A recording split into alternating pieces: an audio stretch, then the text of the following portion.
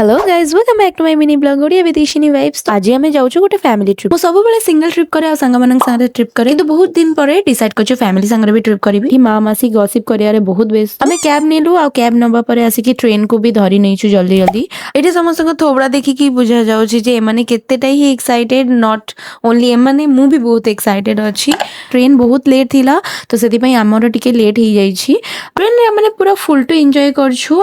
Then आम almost आसिक पहुंची जाइछु। आस्ते आस्ते बहुत लेट हो जाइए सकाळ भी हो गलानी आम कुआड़े की जाऊँ सेटा तो वीडियो एंड रे ही जना पड़ी जीवो। इस स्टेशन टाको देखिके किछि किछि आपन को चिन्हा चिन्हा लागी पारे।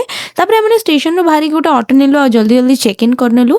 एठी पापन तो मोठारो ओवर एक्साइटेड आ मु भी बहुत खुशी अछि भाई हमर एई ट्रिप टा सक्सेस होबो बोली मु भाबी पारि नथिली। मु एठी पहुंची सारिया परे ही मते विश्वास होला जे मु एठी आसी जाइछि।